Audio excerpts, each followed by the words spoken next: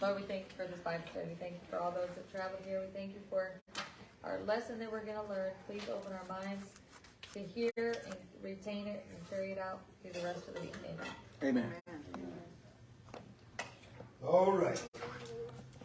Well, I'm just going to give us the introduction to this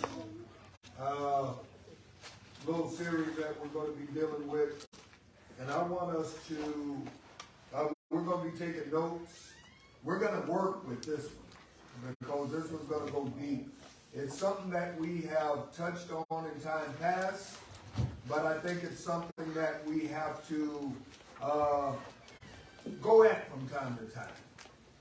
And I've been trying to think of what to call it. I know what I'm doing, but what to call it, just like I tried to figure out that CPR. But I think it's on the lines of discovering self. Okay. Finding myself. Self-discovery. Self-discovery is what I got written right here. I'm waiting for the first person to say something. It'd be your twin. Huh? It would be your twin. Would be my twin. So, Hey. So self-discovery. And I know this is not a counseling session, but it's going to be something like that. A discussion. But it's going to try to open up some things in us.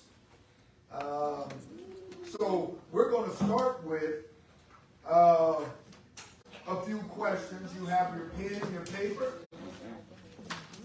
And I want you to think about and name the thing that made you the happiest as far back as you can remember. When you were a child, your first memory that made you the happiest.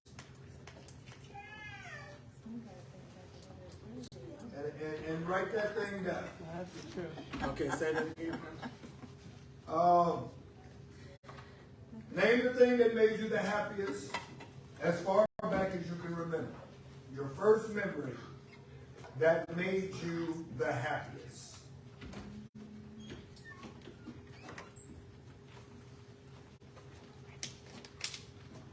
Did y'all get that? Mm-hmm. Y'all got it written down? Do y'all remember, or do you have to think a little bit? It could be. It was a long time ago, Pastor. Some It was a long time ago. I had to people are think. older Some than people others. are older. Yeah. So, I'm Yeah, just but taking notice of it. and I'm going to deal with that, Sister Toya, that you said some people are a little older. I'm going to deal with that. Leave us alone. much older. Leave us alone. I'm about to let Tony go in a minute. I'll come over there and hug you. Like what? Like, could it be It could be like a place we went to? a place you went to. It could have been something that happened with your mother, your father. Just something that made an impact on your life. The thing that you can't forget, that hurt you the worst. Okay. I remember that. That brought forth the pain.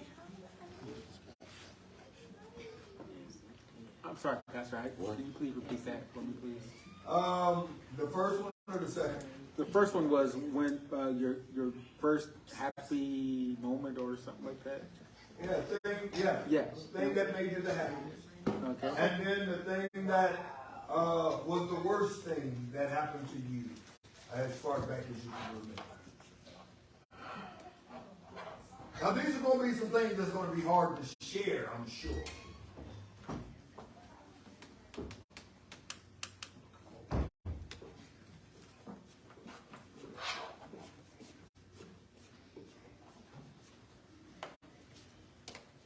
And now I want you to kind of write for both of those things some of the emotions, the things that you felt when both of those things occurred, when both of those things happened.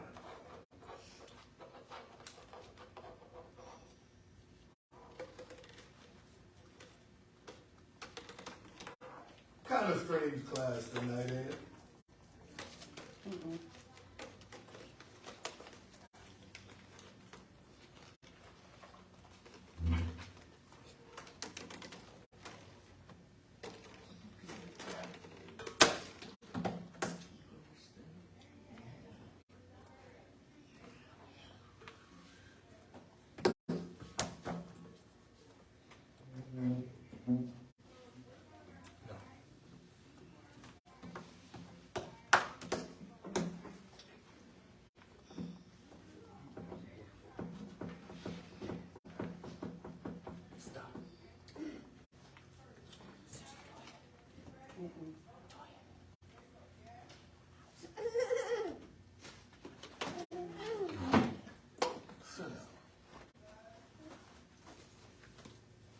All right.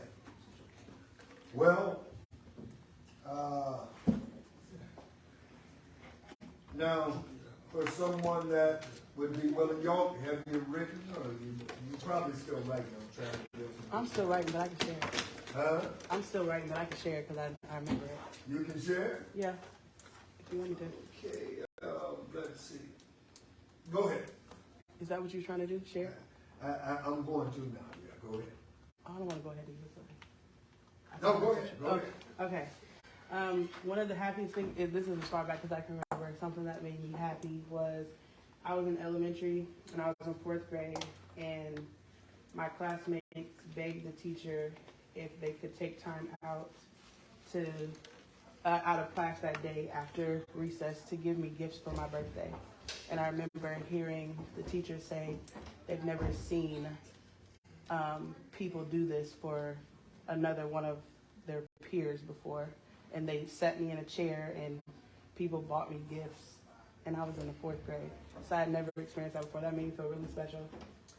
And then the thing that caused the most pain is when I was 11 and I found out that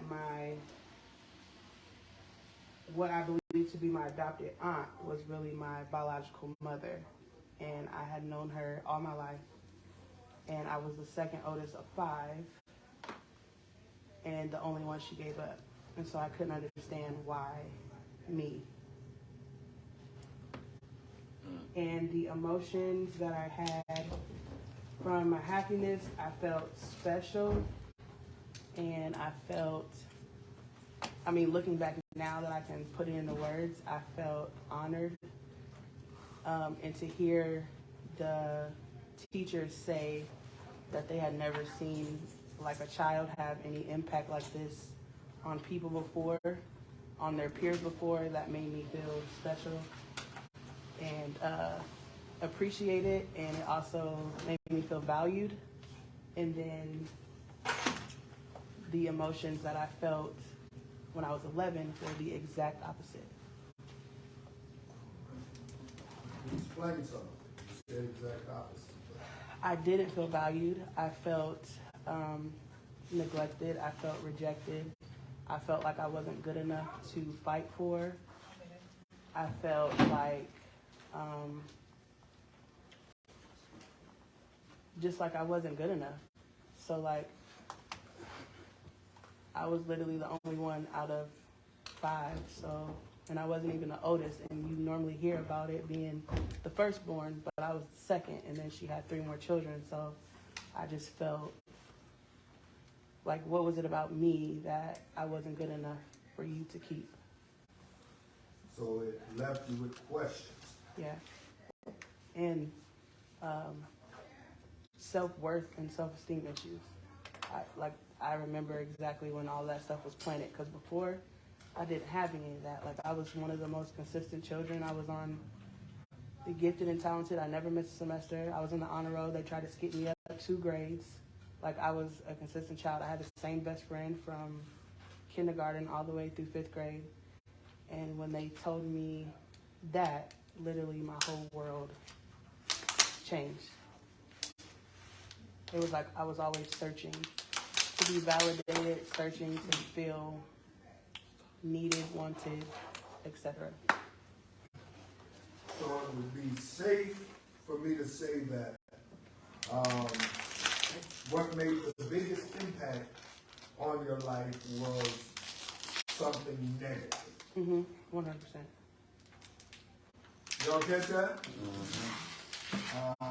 So with that being said, a lot of times, and Toya,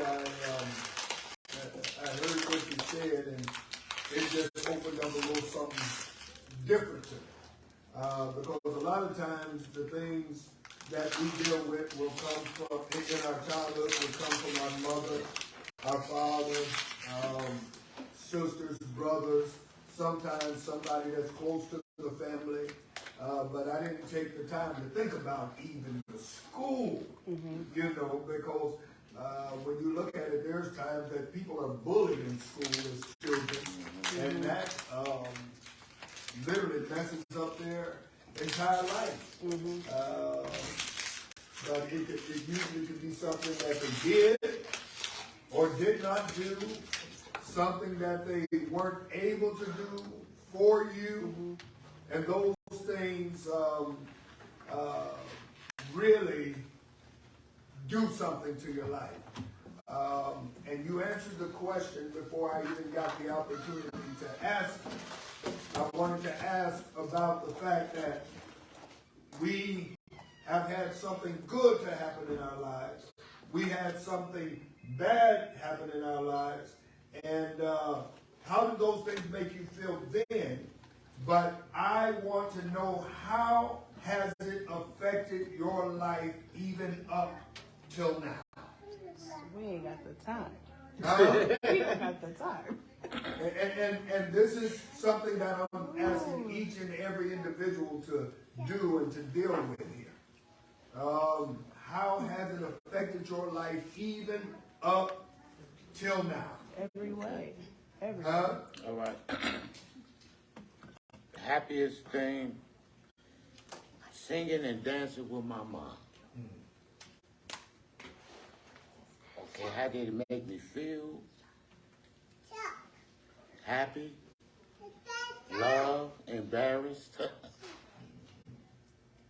proud to be her son, and very playful. That's a blessing that you had the opportunity to dance with your mother, because mine wouldn't dance with me. I played Sadie. I played Tupac, Dear Mama. Yeah. I tried to dance with her and she fell on the floor. Dance with that. She said, I'm not dancing. She gonna throw up 9 O's. What she gonna do? Hey, you ain't got to do that. Our song was the one, I always love my mama. She's my favorite. Yeah. All our boys had to dance with. Now the most hurtful time that I remember was the separation of my parents. How old were you? I was in the 6th grade when they separated.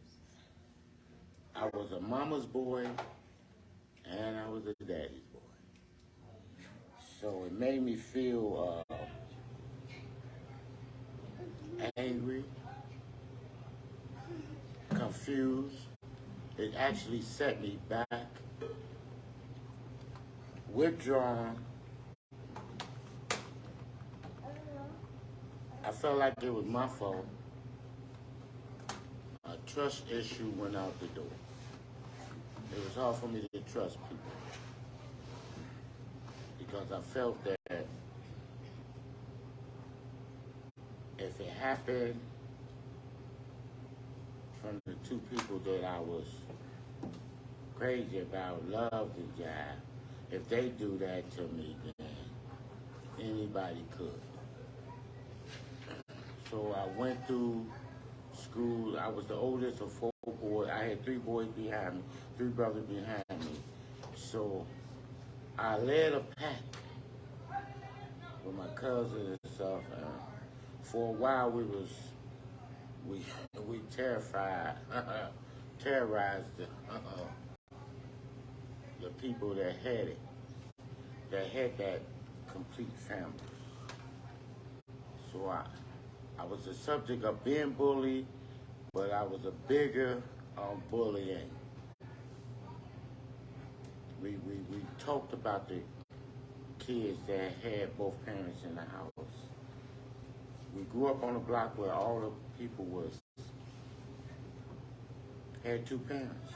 And my father was the first to walk out in a neighborhood where it was a two-parent neighborhood. So they thought that the William boys is gonna be trouble. So I'm thinking, if that's what y'all wanna think, I can show you trouble. So I'm the oldest, and my brother followed me, and we was a little trouble for a while. Now, how it affect me now?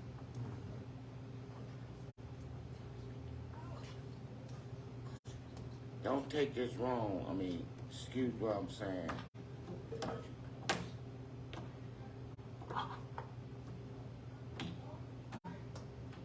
I miss the hell out of my mama. And I'll be honest with you. She been gone, what, about 6 years? I miss my mama. And the last 3 years of her life, she didn't even know me. And I miss my mama. I felt that I was shortchanged back to the time when both of them, when they both left.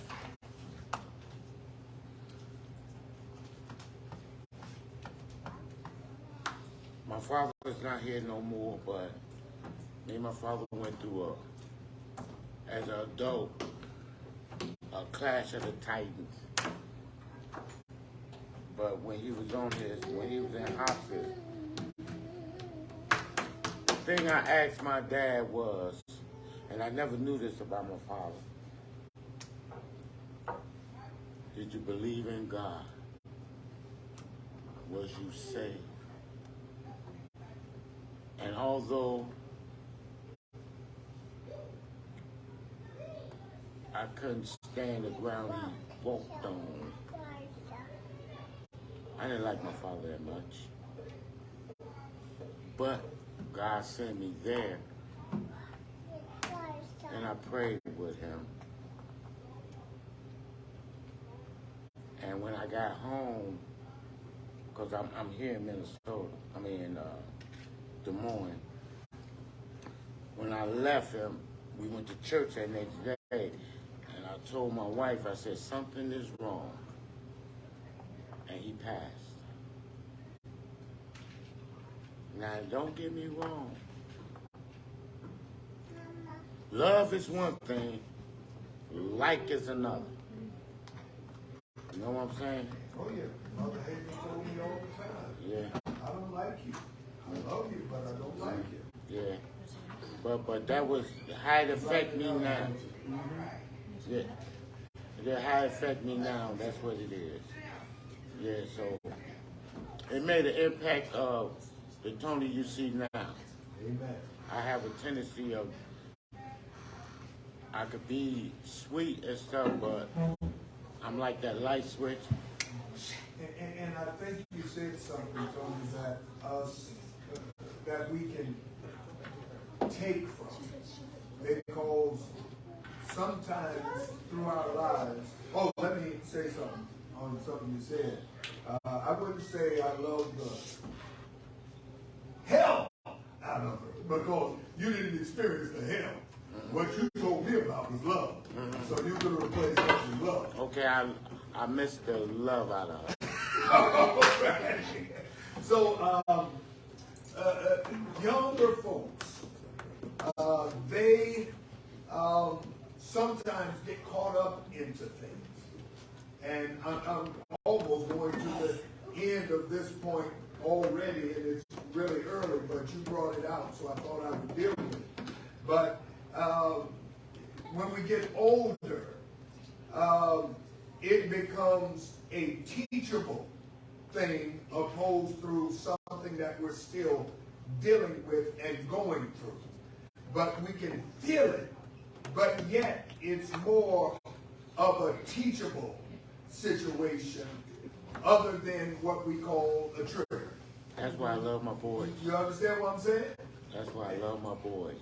And so what I wanted to deal with is these things that we're talking about and dealing with, they are our roots. That's what it is. They are roots. And when it comes down to it, oh my God, this is going to be strong and long and hard. This is going to be something different, this little lesson. But when it comes down to it, when you think of a root, the root, the more you grow, the deeper the roots go. Yes. And roots are something that grabs a hold of what's under you, Right. so that you will not be able to be moved. And a lot of times, I'm trying not to go to the end, but a lot of times we don't understand that there is a way to get rid of those roots. Even the Bible says that we have the authority to speak, and the trees will be plucked up by the root. So God is able. And not only that, but we have to realize, recognize who we are, why we are who we are, and where we come from. Does that make any sense? Yes, it do. Even when it comes down to it, I didn't grow up around my dad like that. We moved up here, and my mother let me know that she was afraid that my dad was going to somewhat take her or something, take me or something. It was some heat between the two. And with that heat, I ended up feeling it. And if I go there, I'll tell you the thing that really got me as a child. And we went back and forth to Mississippi. And I was glad to be able to see that I had a dad.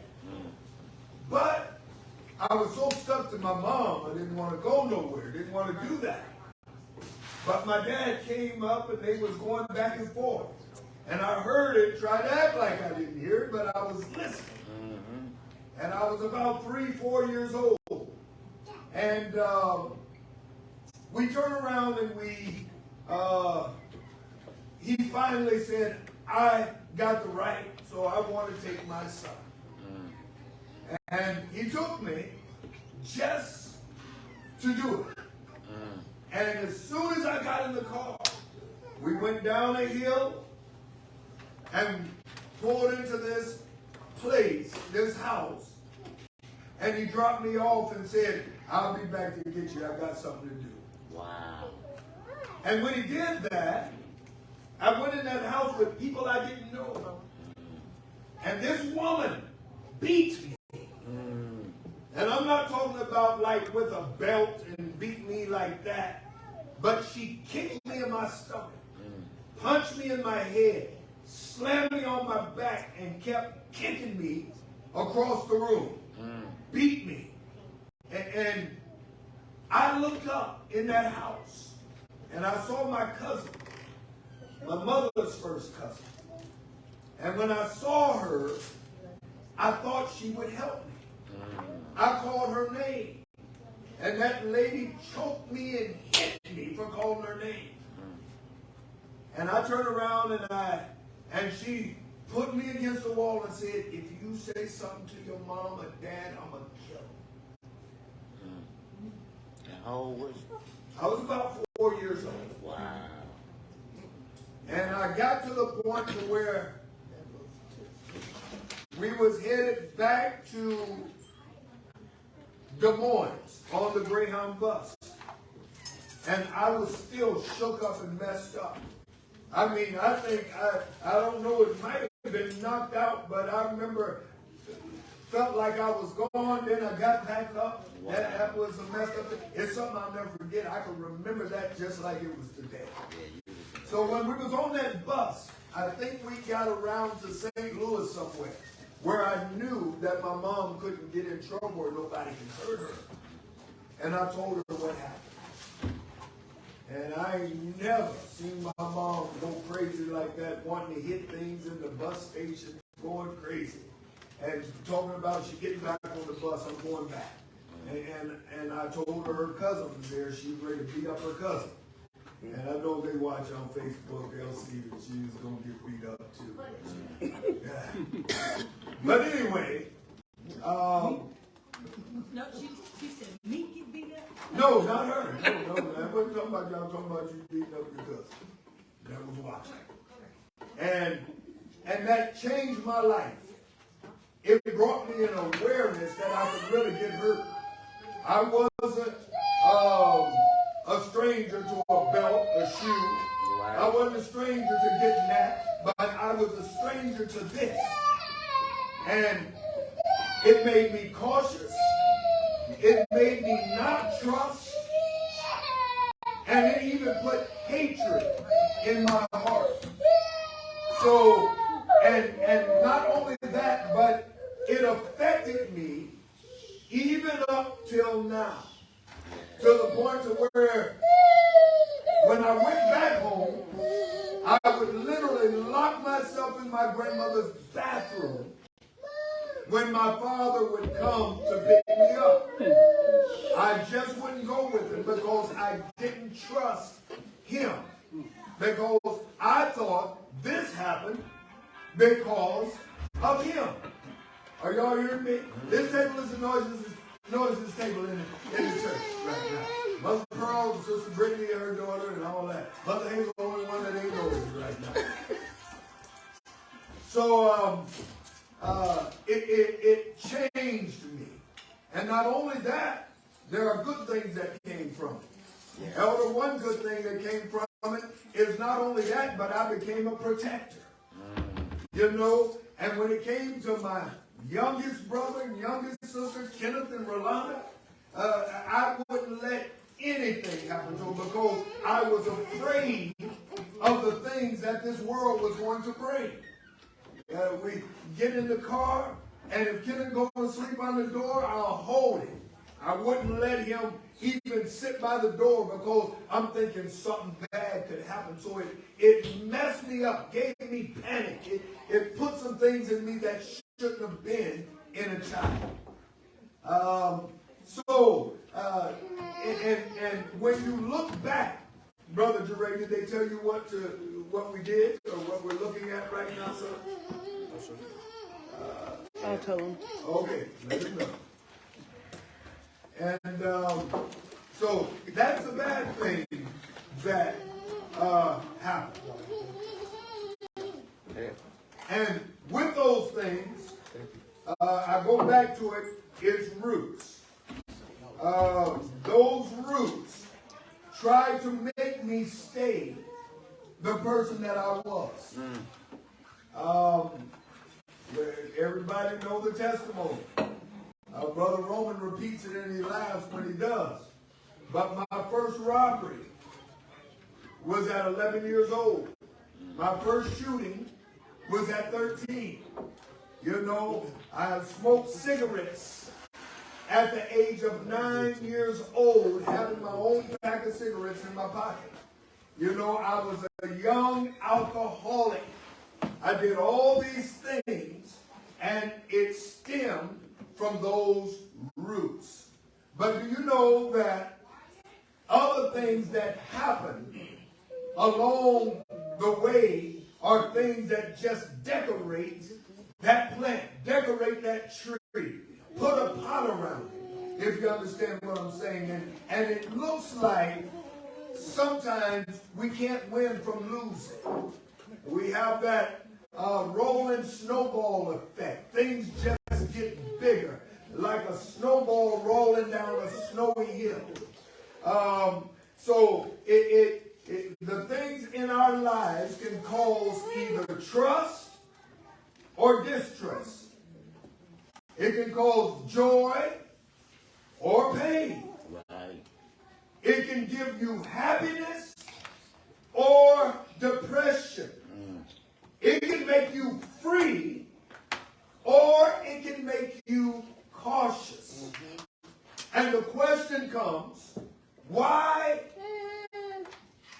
have I not been able to choose what I want to be? How many people in here want to be happy? Just want to be happy. But it's a point in time in our lives, no matter how much we want to be happy, sometimes it looks like we simply can't find it. Wow. Are y'all catching this? Wow. And a lot of times it stems from our roots. There are some that have dealt with molestation, some that have dealt with abuse, some that have dealt with, oh my God, neglect, dealt with so many things. And those things made us who we are. But what about thinking about before that? Are you understanding? What about if it didn't happen at all? Who am I? Who was I? What would I be? Are y'all catching this? Yeah. Sister Pinky, I love it, girl. You always catching something. Y'all see how she catching too. Yay! All right, girl. So, who am I? This ain't the type of teaching we used to, is it? This what we need. Huh? We need this. Who am I? Who would I be? What if I did, like Brother Tony, grow up with my mother and father in the same home? What if I did, have everything I wanted and needed? And I can't blame my mother for this and that. She gave all she had. She was supposed to be saved, and she even lied to us to make us feel good. Unnecessary lie. Huh? Unnecessary lie. Unnecessary lie. But it was a lie. Listen. She told us this because we wasn't in school. We didn't know, we didn't understand. But we didn't have money for Christmas. So what ended up happening? She told us, I said, when is Christmas? Everybody else celebrating Christmas. They say the 25th of December. She said, no, Christmas is the 2nd this year. 2nd of January. 2nd of January. That's when I get my welcome. Christmas is the 2nd. That's good. All right, Mother Pearl. Amen. That's a mother for you right there. As soon as that check came, she left us in that house and went to the store, got on, I remember this like yesterday. She said, I'm getting on the number 7 bus. 7th and Walker. And went to Kmart. Lord, and she brought us back some presents. And we up here talking about it's Christmas. Then we go outside and go showing our friends our Christmas presents. They said, what? Christmas was a long time. Y'all got y'all Christmas when y'all went back to school. Oh, you better know it. And I tell you what, it made me very happy because we wasn't forgot about it. That's right. Ain't not when you want, but he's always gonna die. Huh? Yeah. So these things, And a lot of times the point that I was going to bring out, and Toya brought it out in her story before I even got the opportunity to, is that a lot of times the things that make the lasting impact on your lives are the bad things. Not the good things. Do you know how many good things we experience? How many good days we've had? You can go to a restaurant 50 times and you get something good every time. Then you go there and see a bug growing on the table. I'm done with that restaurant. I know I am. I'll never look at it again. I don't care how many pest controls you call. Huddle House. He still ain't Huddle House. No, I didn't. Not when I saw that roach. I started going to the other. I was done. Thank you, baby. Now, so it is most of the time the bad things that leave a lifelong scar, a lasting effect on your life. Yes. You know, and throughout these few weeks, we're going to try to find out how to heal.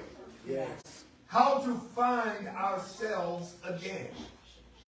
See, I thought I was grown as a little boy. I thought I was grown. I went down to Mississippi, supposed to be going with my dad then. I ended up going to my grandma's. Then my aunt had a house. We shared it. Then she got tired of me acting up in there. I'm just 13, 14 years old. So she went and stayed with mama. So that was my house. Did whatever I wanted to. I was grown. And then I turn around and get saved after I'm really grown. And when I get saved, I turn into a kid all over again.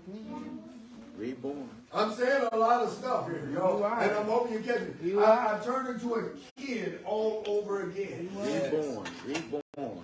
I wasn't that same evil, mean monster that I was. Because of the fact that what was in me, the things that was rooted and grounded in me, somehow got plucked up. And they got moved out. I forgave. I tried to let go. Now, I will say there are some things that hurt me later on in life. When I came to the point of remembering. You had to deal with it. See, and that's another thing that we're going to deal with. There's a difference in between suppressing and letting go. That's right worthy right there. There's a difference between suppressing something and then letting something go. So in some things, what I did, I suppressed them. And when you suppress something, it comes out at the wrong time. Yes. Violently. Woo! You better ask somebody. Can't even control yourself when it decides to stand up. And suppressing is like sweeping something up under the rug. Guess what? You're sweeping all this dust in the house every day up under that rug. And when people step on that rug, you know what's going to happen?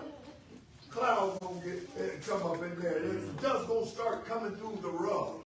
Then you start sneezing, eyes start watering. Yeah, all that type of mess going on. Because there's still dirt in the house.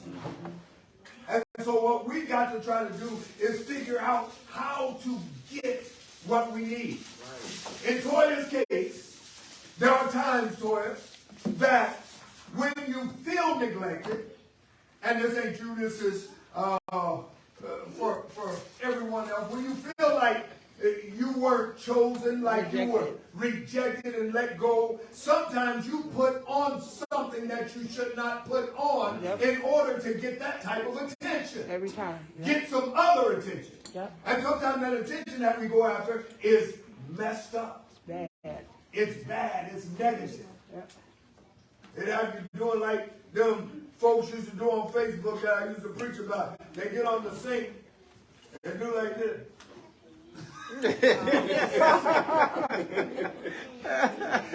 With their back up. Yeah, taking pictures. I mean, you're thirsty.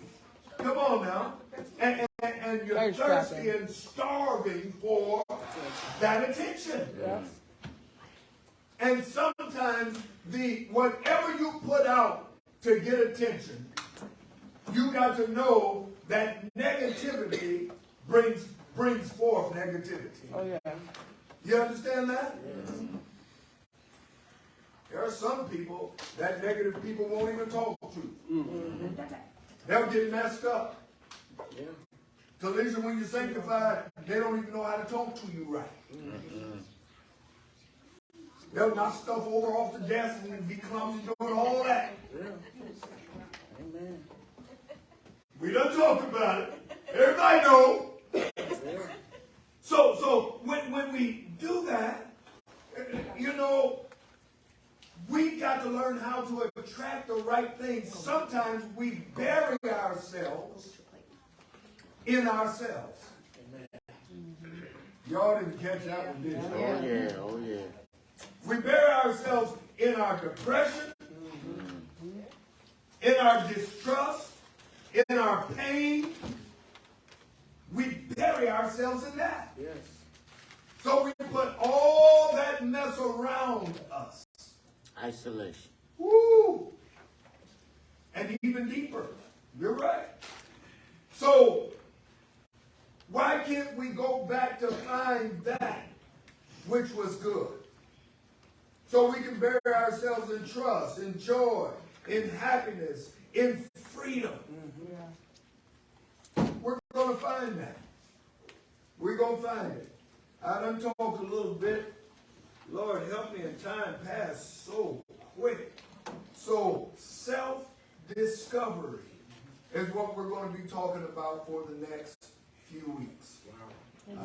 Self-discovery, discovering self. So let me reiterate, or rather go over what I've asked some to do. I've asked us to name the thing that made you the happiest as far back as you can remember. I want us to then name the worst thing that happened to you as far back as you can remember. And I did that purposely. I didn't name the thing that made me the happiest. I named that because that's who made me what I was. Then I wanted you to look at and name some of the things, emotions, and all the things that you have felt when those things occurred. And after that, I wanted you to tell how it affected you even up till now.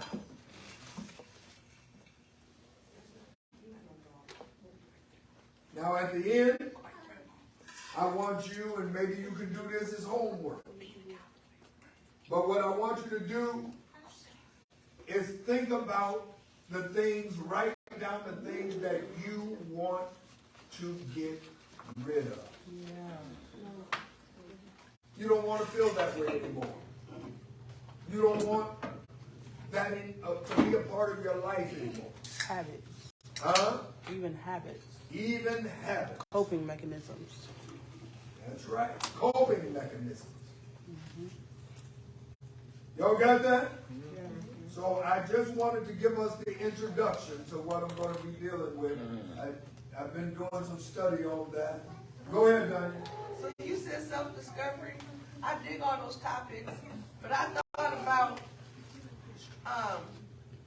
when I get pimples on my face, and I get pimples on my face when I've been feeling some kind of way, and I eat too much chocolate too late at night, and after that I get pimples, and I don't like the pimples, But you like the chocolate. but I like the chocolate.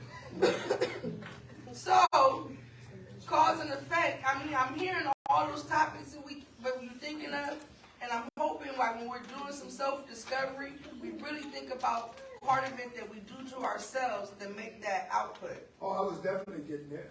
Now I'm saying, I hope we, yeah, Oh, yeah. I believe. Oh, yeah. That's some good stuff, Pastor. Oh, yeah.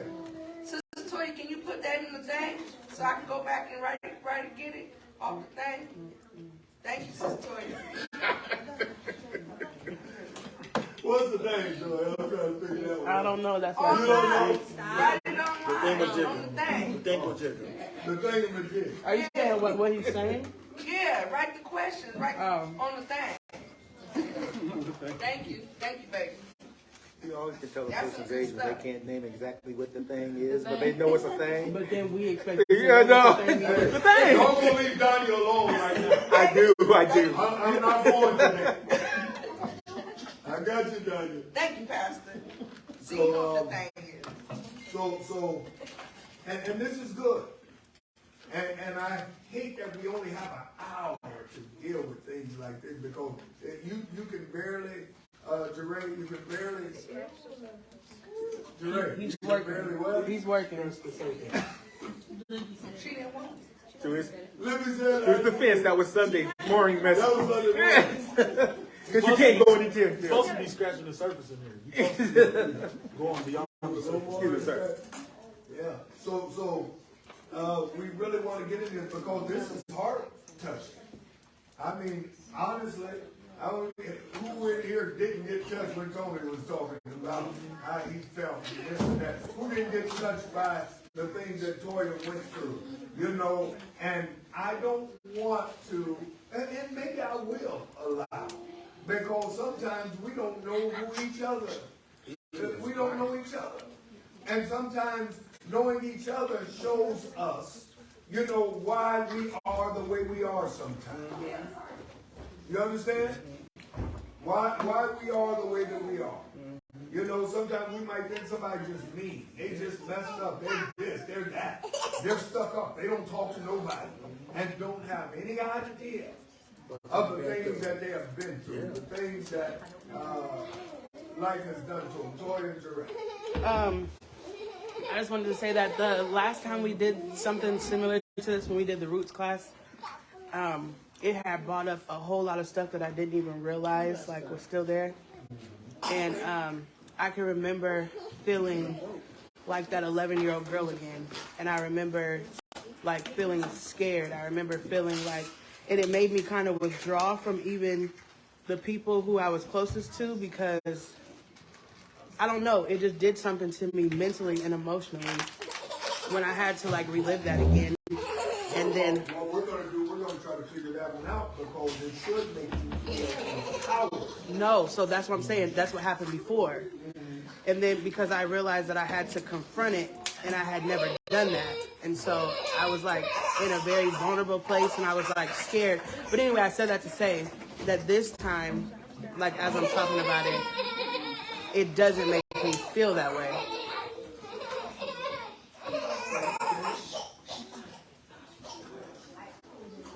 That's cool. Direct. I know I came in late. I just wanted to know if I could share. Go ahead. Partially because writing it down kind of brought back a lot of emotions that I just kind of get off of me. But also I know that it possibly can help somebody. So my first good memory, I remember when I went to North High School's open gym with my brother one summer, and I remember being happy because I was the only kid there playing basketball with my brother and all the other high schoolers. And I used to love hanging out with my brother because he was older. He was the only older male figure in my life that I felt like didn't neglect me or make me feel like he didn't care about me. And I felt like I would always kind of like look to older males for everything because my dad wasn't like present or whatever. And so I always remember, for some reason, that's like one of the main memories from like the earliest I can remember that always kind of stuck with me. The first bad memory I remember, it's kind of like not one specific thing, but like a period of time. And I remember when I would call my dad, and his wife at that time would like answer the phone and hang up on me. And then he wouldn't call me back. And when I did talk to him, he would like always tell me like that he was sitting for me, but like never ever did. And then I remember teaching myself at like a really, really young age, after experiencing all those things, like to not have expectations and to not acknowledge or deal with my feelings so that I wouldn't get hurt anymore. Wow. And so like more presently, I've become like more emotionally mature and aware. And you know, I know a little bit better of how to deal with stuff and how to, you know, deal with things. But often sometimes I find myself like resorting to avoidance when I feel like a situation or something or someone might be. I need these kids to stay in one spot. Yes, sir. I often find myself resorting to avoidance when I feel like something or someone or something hurts me or is hurting me, so that I don't have to feel that anymore. Because it's like, you know, like we learned in that tactical training, when you're in duress, you know, you resort back to your lowest level of training. And it's like the first thing that I ever taught myself how to do was to protect myself, to not be hurt. So it's like whenever I can sense like something might hurt me or somebody might hurt me, I kind of have a natural tendency to start to kind of avoid, whether it's being around or talking about this specific thing or whatever. And I do better now, but I would struggle and sometimes still struggle to express or articulate my feelings. And the first time I realized how that really affected me was really in the beginning of my marriage, because often, we've talked about this openly, but like oftentimes my wife would express to me that she felt like she was always wondering how I felt.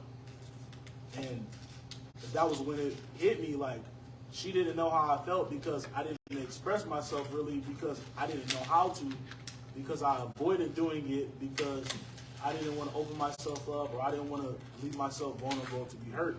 Wow. And so I had to literally learn how to express my feelings as a grown man.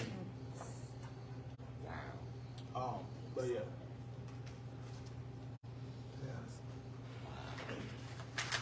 So we know that things change you and make you who you are. And in the end, I want us to understand that we are the light of the world.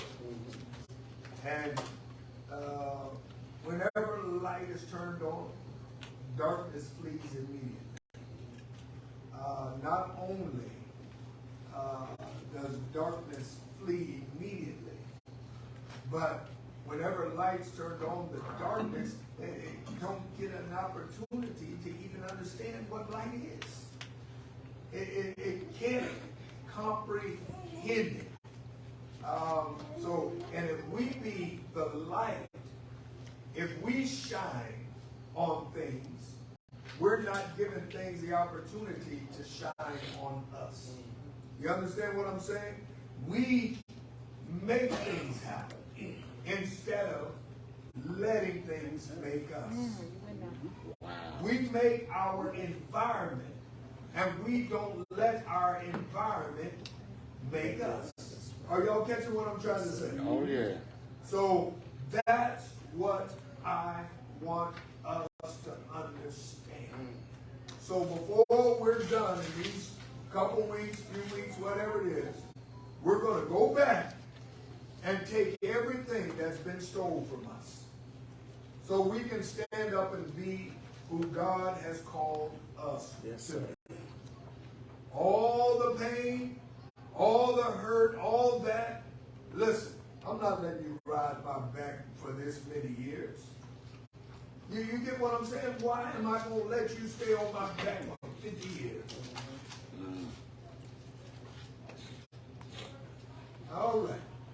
I think I'm going to go ahead and close dealing with. I feel that now. And right now, I don't even hardly want to let it go. Because I feel like there's going to be some breaking. I feel like there's going to be some deliverance. I feel like there's going to be some letting go. And that's what I'm looking forward to. So we're going to have Sister Toya come and raise our offering.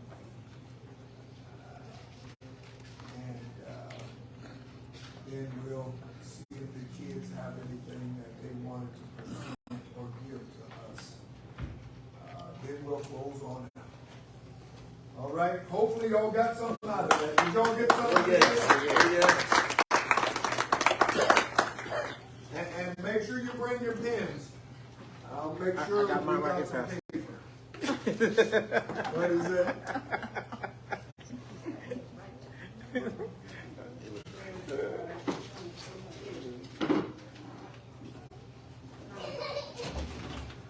Thank you.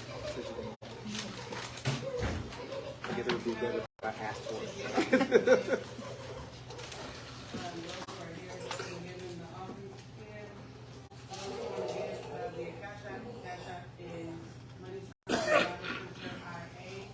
Money sign, Revival Center, IA, if you want to give on Little Clock, Amplify.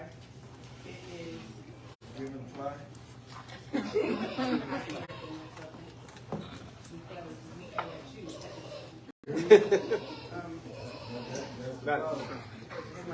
Not live, not live. Have we stopped? Amplify, Revival Center. Revival stop that, Center, Des Moines, Iowa. We can get the next time.